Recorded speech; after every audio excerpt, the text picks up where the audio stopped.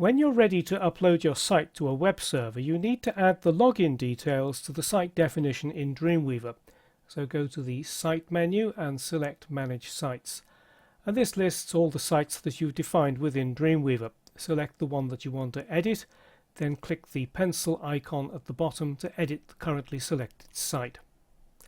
Then in the Site Setup dialog box, select Servers from the column on the left, and to add a new server, click the plus button at the bottom left. Server name is purely and simply to recognize it within Dreamweaver. I'm going to call it Remote Server. And then Connect Using is how you connect to the remote server. If you open that menu, you'll see there are quite a few options in there. Let's go through them. FTP, File Transfer Protocol. This is the oldest and simplest way of connecting to a remote server. SFTP stands for Secure FTP, and it uses encryption to establish a connection. But don't confuse SFTP with what's sometimes called FTPS. Dreamweaver lists FTPS by its full name, FTP over SSL TLS, and there are two options using implicit or explicit encryption. SSL TLS stands for Secure Sockets Layer, or the more recent protocol, Transport Layer Security. So the first four options allow you to connect to your remote server over FTP using increasing levels of security. But don't just choose one because you think it's more secure than anything else. You must choose something that is supported by your remote server. So the only people who can tell you what is supported, which method is supported, are your hosting company or the server administrator. So check with them. You're most likely to want to use one of these first four, but the remaining options are local network, which is used normally for setting up a testing server for a server-side language such as PHP or Cold Fusion. WebDAV connects using the web-based distributed authoring and versioning protocol, and RDS is used only with Cold Fusion servers. These first four are the most commonly used, and the details required by Dreamweaver are pretty much the same for each one. So let's go to FTP, and the FTP address will be something like ftp.example.com.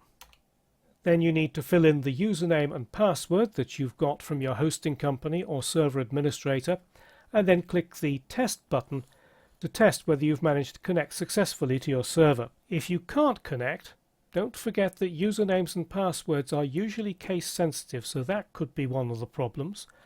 Alternatively, you might be trying to connect using a method that isn't supported by your remote server. What you enter in the root directory field depends entirely on how your remote server is set up.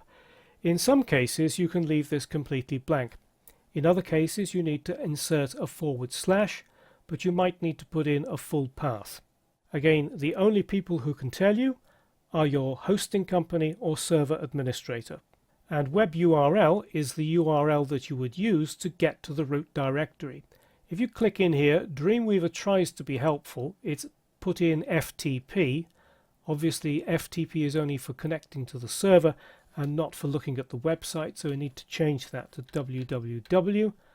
And I sometimes set up sites, test sites within my main domain in a subfolder. So what I will do is I will put the path to the subfolder in root directory, and then I'll add the folder name at the end of the web URL.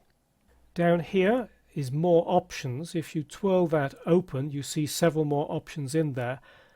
To get the details of what they're all about, click the Help button, and that will launch Dreamweaver's help system, and it gives you details of what each option is for.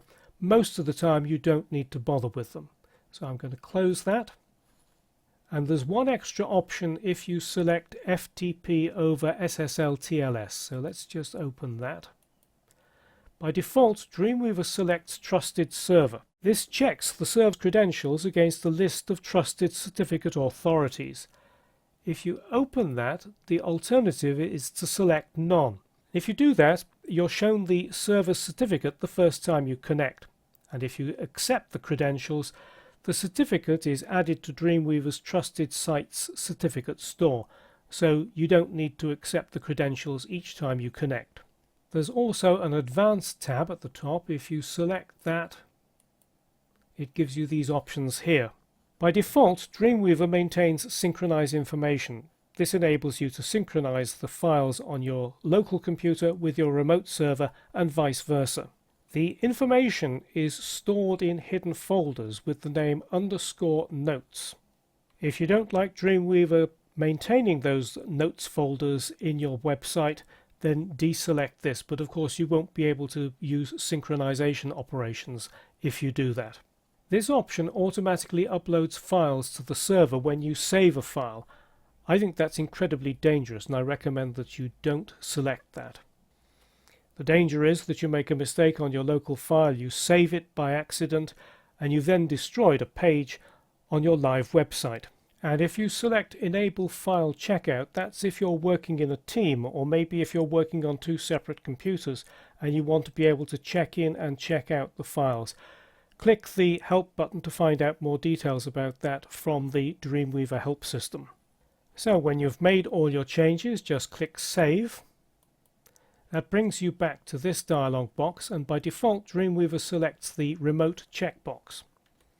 You can add more than one remote server to this list here, but only one can be selected at a time. So when you're happy, just click Save. It will then recreate the cache. Click OK, and then click Done to close that dialog box. So that's how you register the login details for your remote site. Go to the Site menu, select Manage Sites, and edit the site setup for the selected site. The most common method of transferring files to a web server is FTP, or one of the secure FTP methods.